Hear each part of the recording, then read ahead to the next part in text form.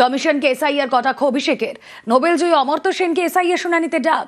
দেব, মোহাম্মদ সামির মতো সেলিব্রিটিদেরও হিয়ারিং। বাংলার গর্বদের আনম্যাপ করার চক্রান্তের অভিযোগ। 26-এর ভোটে বিজেপি বিদায়ের ডাক।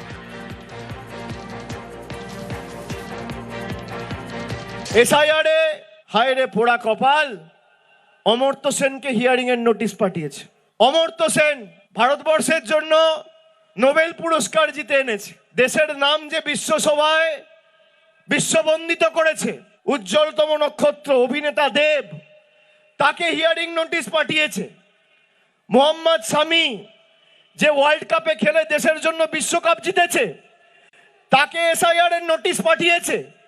নোটিশ পাঠিয়ে আনম্যাপ করে দেওয়ার চক্রান্ত। যারা বাংলার মানুষকে আনম্যাপ করতে চায়, আগামী দিন সেই বিজেপির ছাইপাসগুলোকে বাংলা থেকে আনম্যাপ করে চিরতরে ঝেঁটিয়ে বিদায় দিতে হবে। এই লড়াই সেই লড়াই। আর এদিকে এসআইআর নিয়ে তৃণমূলকে পাল্টা কটাক্ষ দিলীপের।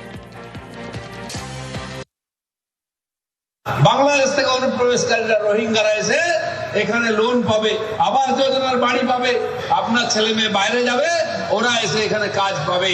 এসআইআর যখন শুরু হলো, দিদিমণি তার নেতা নেত্রীরা গর্জন করছিল, করতে দেবো না। আজ শুনুন, ইলেকশন কমিশনকে চিঠি লিখছেন, বন্ধ করুন, বন্ধ করুন। ভাইপো যাচ্ছে ইলেকশন কমিশনে দেখা করতে। এসআইআর তো সারা দেশে হচ্ছে, দু শব্দ নাই। বিহারে 65 লক্ষ নাম বাদ গেল, এখানে 1 কোটি যাবে, 58 গেছে খালি। বাকি রাজ্যে রাজ্যে যাচ্ছে, এখানে মরা কান্না কেন? আর শুধু দিলীপ ঘোষ নয়, বিরোধী দলনেতা শুভেন্দু অধিকারীর মুখেও ফের এসআইআর হুঁশিয়ারি। এরা কি সেটা 14 ফেব্রুয়ারি বুঝতে পারবে। বিহারের সংখ্যাটা আমি জানি, পরে বলে দেবো।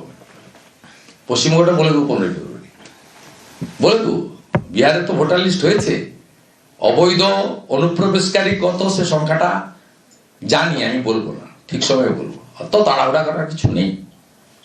যখন আধার কার্ড ডিঅ্যাক্টিভেটেড হবে, রেশন কার্ড বন্ধ হবে, প্রধানমন্ত্রী অন্ন সুরক্ষা যোজনা থেকে কাটিং হবে, যখন অ্যাকাউন্ট ফ্রিজ হয়ে যাবে, বন্ধ হয়ে যাবে, তখন বুঝবেন যে ইনি ভারতীয় নয়।